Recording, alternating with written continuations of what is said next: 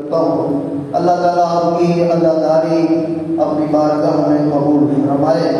آپ نے جتنی بھی لنگر ریاض کا اہتمام کیا، جتنے دن مجلس سنی، ذکر امام حسین کیا، ماتم کیا، اللہ تعالیٰ آپ کی یہ تمام عبادتوں کو اپنی بارگاہ میں قبول فرمائے۔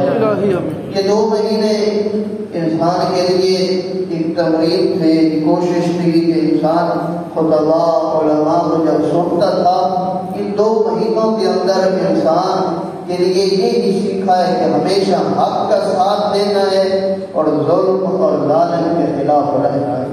ماہ ربیع الاول بہار کا مہینہ، اور انسان پھر ایک دفعہ تازہ ہوتا ہے روحانی طور پر، عبادی طور پر، کہ اللہ کے ساتھ لو لگائے، اللہ کے ساتھ محبت کرے، عبادت میں کثرت پیدا کرے تاکہ وہ ذات کبریا اس پر راضی ہو جائے۔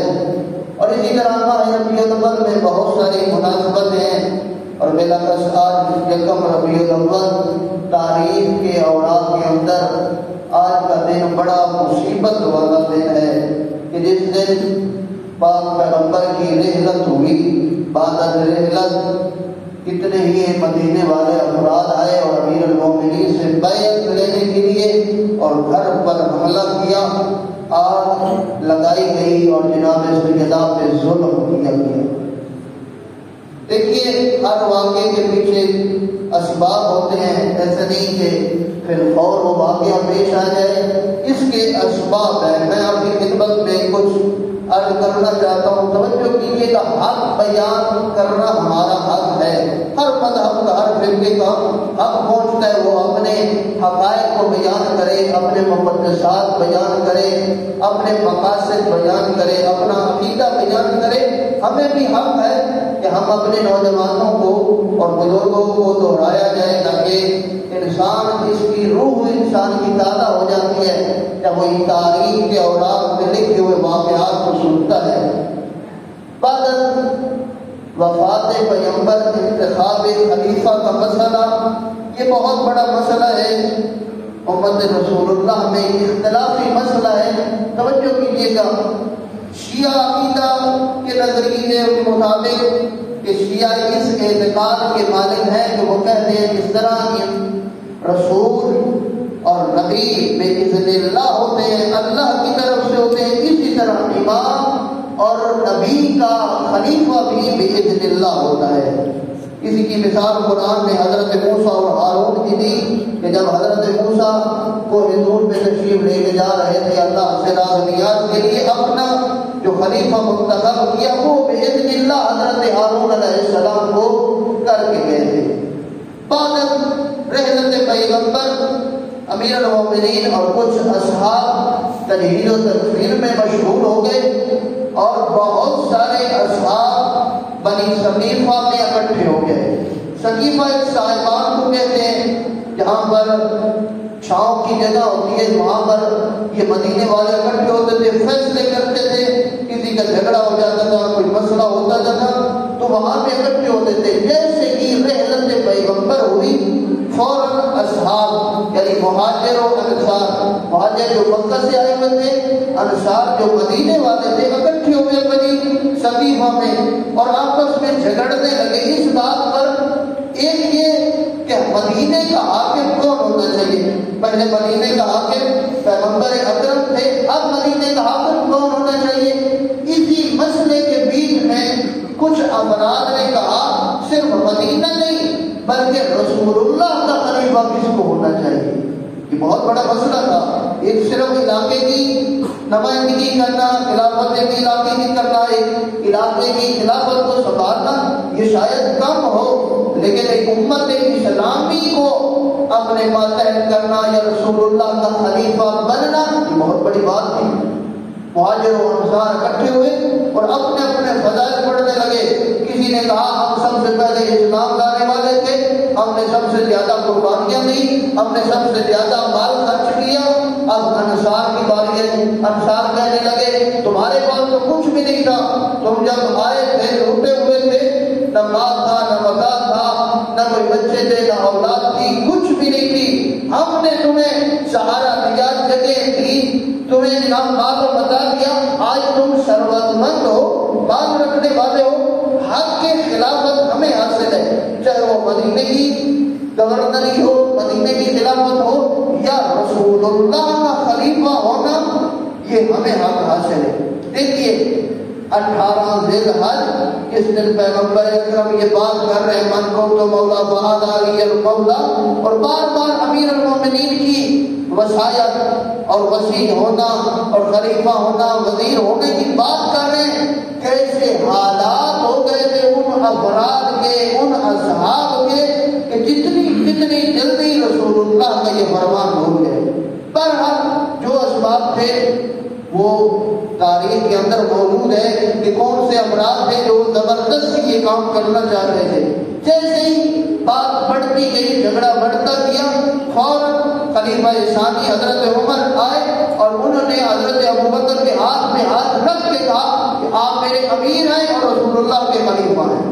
توجہ کیجیے گا، اور یہ خلیفہ رسول بننا جا رہا ہے بندہ، اور خلیفہ رسول بن گئے۔ مہاجر و انصار آپس میں جھگڑنے لگے، اور یہ مہاجر تھے وہاں سے آئے ہوئے تھے مکہ سے، اور انصار آگے سے بیعت کرنے لگے۔ فوراً وہ جو ان خلفاء کے ساتھ آئے ہوئے تھے افراد تلواریں نکالی اور کہا کہ کسی کو حق حاصل نہیں ہے، ہمارے سامنے بولے، بس ہم میں سے سب سے بڑا اور رسول اللہ کا قدیمی مددگار، رسول اللہ کا قریبی، جس کے اپنی ایک بیٹی رسول اللہ کے گھر ہے اور رسول اللہ سے رشتے داری ہے، یہ سارے اسباب بنتے ہیں کہ یہ ہمارا خلیفہ ہو جائے۔ اب جناب ابو بکر پہلے خلیفہ ہو گئے اور بیعت لینی شروع ہو گئی، مختلف قبیلوں سے بیعت لی، مختلف افراد سے، امیر المومنین سے بیعت کیسے لی؟ در حالانکہ ہماری کتابوں میں یہ ملتا ہے امیر المومنین نے بیعت نہیں کی ان کی، اور بہت سارے اصحاب نے نہیں کی، جناب زبیر نے بیعت نہیں کی، اور عبداللہ بن مسعود نے بیعت نہیں کی۔ کتنے ہی جلیل القدر اصحاب پیغمبر تھے جنہوں نے حضرت ابوبکر کے خلافت کو نہیں مانا اور انہوں نے قبول کبھی بھی نہیں کیا۔ یہ سلسلہ چلتا گیا اور تقریباً یہ 2 سال 3 ماہ تک جناب ابوبکر پہلے خلیفہ بنے۔ اب توجہ کیجیے گا، یہ 4 خلفاء یعنی امیر المومنین اور پہلے جو 3 خلیفے جو بنے ہیں، ان کے بننے میں کتنا اختلاف ہے، ان کا طریقہ انتخاب میں کتنا اختلاف ہے۔ اب کیسے بنے؟ پہلے مہاجر و انصار اکٹھے ہوئے، ایک نے ہاتھ رکھا اور سب اس کے پیچھے چل پڑے کہ ہمارا خلیفہ ہو گیا۔ دوسرے جناب عمر آئے، انہوں نے یہ کہتے خلیفہ بنے۔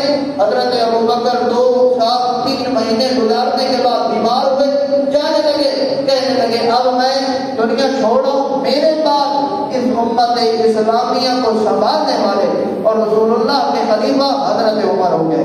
توجہ کیجیے گا، پہلے خلیفہ کیسے بنے؟ اب دوسرا خلیفہ اپنے باپ بعد نامزد کر رہا ہے کہ میرے باپ جناب عمر خلیفہ ہیں۔ یہ کتنے سال ہے؟ 10 سال 6 مہینے اختلاف ہے مدتوں میں، پر جو میں دیکھ کے آیا ہوں وہ 10 سال 6 مہینے انہوں نے خلافت کی۔ اب اس 10 سال 6 مہینے میں جو خلافت کی، اس کے اندر بہت سارے واقعات ہیں، ان کو چھوڑتے ہوئے اب تیسرے خلیفہ حضرت عثمان کی جب باری ہے، انہوں نے شورا بنائی، کمیٹی بنائی 6 افراد کی کہ 6 افراد بیٹھے، ان 6 افراد میں سے ایک خلیفہ بنے، اس شرط پر کہ اگر تم میں سے اگر کوئی خلیفہ منتخب نہیں کرتا تو میں حکم دوں گا کہ تم سب کو قتل کر دیا جائے، سر قلم کر دیا جائے۔ اب وہاں پر کتنے افراد تھے؟ 6 افراد تھے۔ حضرت عثمان تھے، امیر المومنین تھے، عبد الرحمن تھا، طلحہ، زبیر اور سعد بن ابی وقاص۔ یہ 6 افراد تھے جنہوں نے آگے ووٹ ڈالنا تھا کسی کے حق میں، اور شرط یہ رکھی کہ عبد الرحمن کس طرف ہوگا، 3 ہو گئے، ایک بندے کے اوپر 2 ہو گئے، 2 بندوں کا انتخاب کرتے ہوئے جس طرف عبد الرحمن ہوگا وہ خلیفہ بنا۔ عبد الرحمن کی امیر المومنین سے نہیں بنتی تھی کہ امیر المومنین نے ان کے کئی سارے وہ جنگ میں بدر میں احد میں قتل کیے ہوئے تھے، ان کے ساتھ امیر المومنین کی نہیں بنتی تھی۔ عبد الرحمن نے جناب عثمان کے حق میں ووٹ دیا، طلحہ نے بھی جناب عثمان کے حق میں ووٹ دیا، صرف ایک زبیر تھے جو امیر المومنین کے حق میں آ کے ووٹ دیا۔ جیسے ہی خلیفہ ثانی نے حضرت عمر نے دیکھا کہ عبد الرحمن کے اس طرف ہے اور عثمان کے ووٹ زیادہ ہے، فوراً کہا کہ ہاں میرے جانے کے بعد تمہارا خلیفہ جناب عثمان ہوگا۔ اب دیکھیے امت اسلامیہ کا کیا ہوگا ہو گیا ہے کہ ہمیں حق ہے، ہم سوال کر سکتے ہیں کیسے یہ خلفاء ہیں، کیسے یہ اصحاب ہے۔ دیکھیے ادب و احترام میں انسان سوال کرے، نعوذ باللہ ہمارے مراجع کرام نے حرام قرار دیا توہین کرنا۔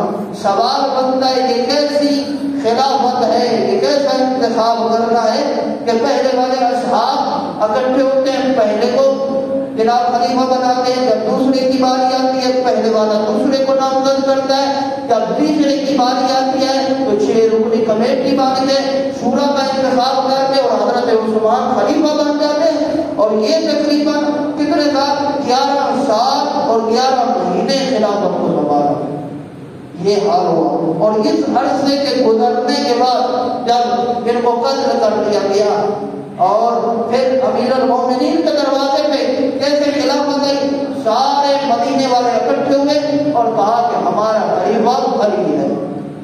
اور دیکھیے 4 خلیفے بن رہے ہیں اور کہتے ہیں انتخاب ان کا بدل رہا ہے۔ امیر المومنین نے بھی تقریباً 4 سال 8 ماہ یا 5 سال کے قریب انہوں نے خلافت کی، لیکن قبل جتنے بھی خلیفے گزرے ان جیسی خلافت نہیں کی۔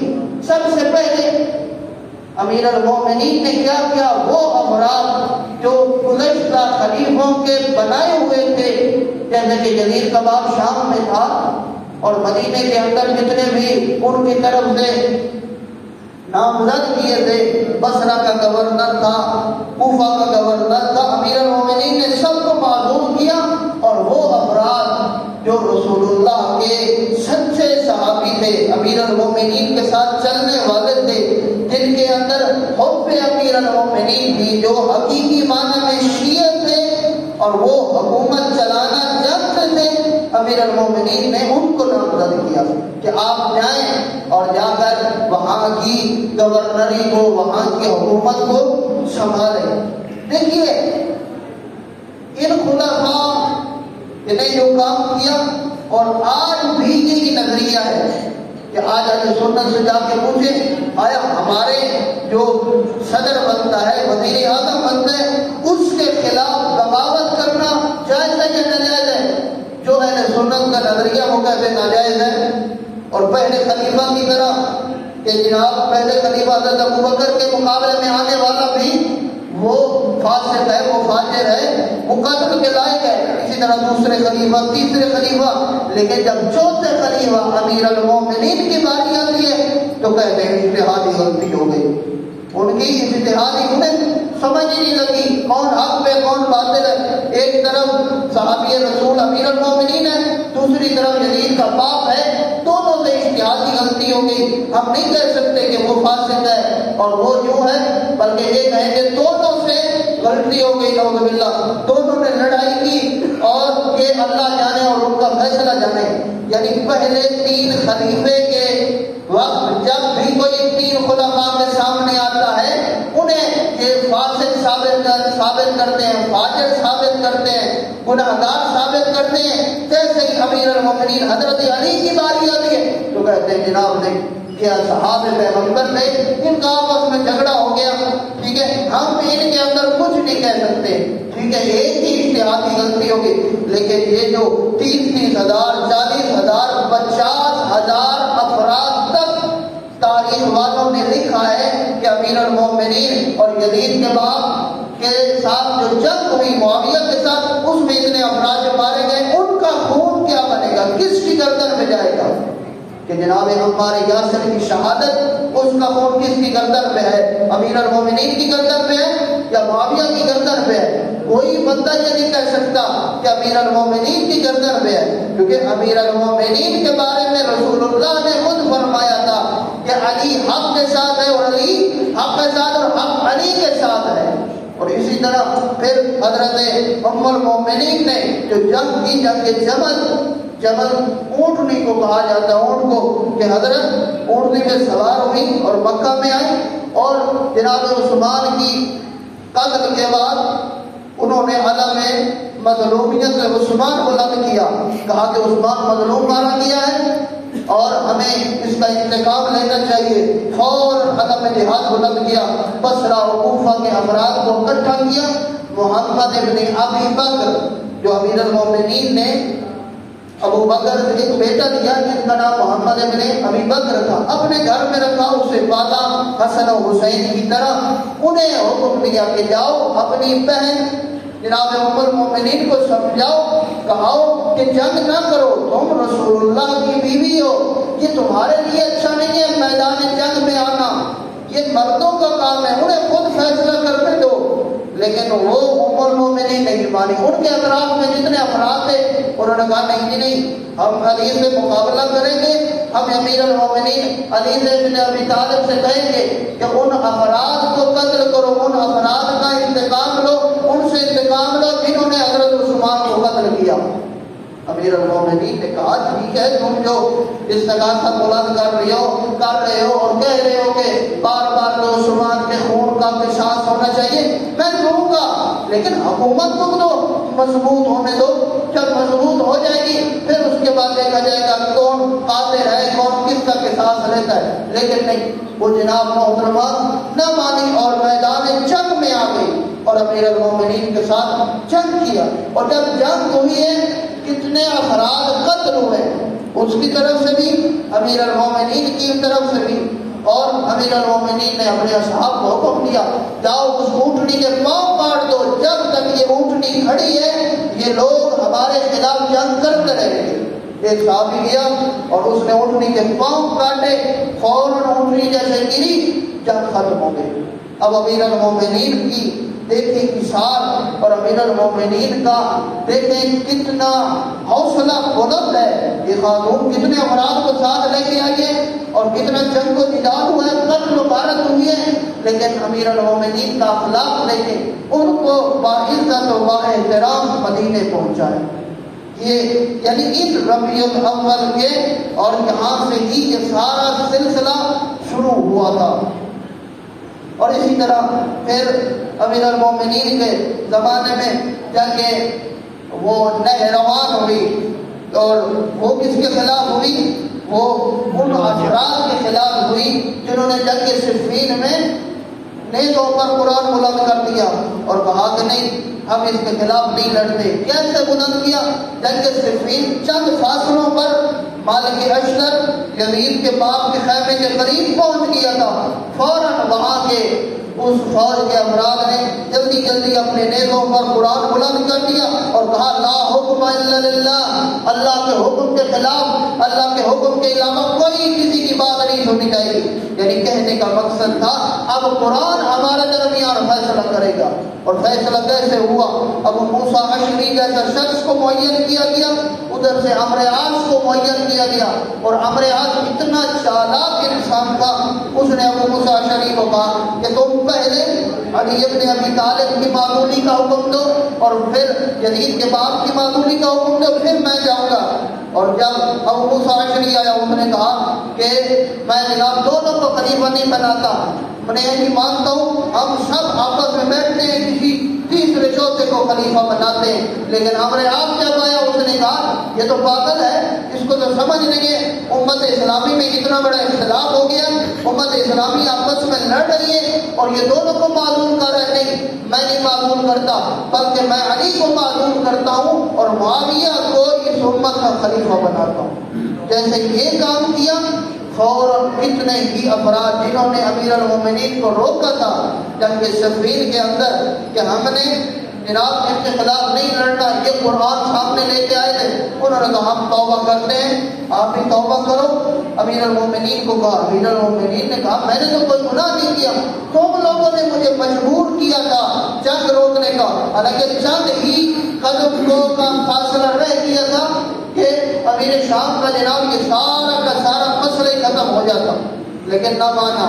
اور پھر وہی افراد جو صفین میں یہ کام کر چکے تھے امیر المومنین کے ساتھ ہمارے جنہیں کہا جاتا ہے جنگ کی، اور کہا کہ 10 سے زیادہ ہمارے زیادہ شہید نہیں ہوں گے اور 10 سے زیادہ ان کے نہیں بچیں گے. اور بہت بڑی جنگ ہوئی جس کے اندر وہ سارے کے سارے فردار ہوئے اور 10 افراد صرف بچ گئے تھے.